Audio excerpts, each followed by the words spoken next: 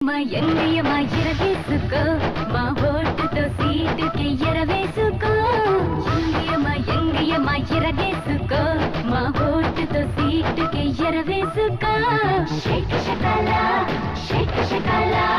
షేపులన్నీ నాకు దక్కాల అప్సర బాల నా సెప్సిన కాల సిగ్గు వీడి చిందు తొక్కాల యమ యమ యమ యమ యమ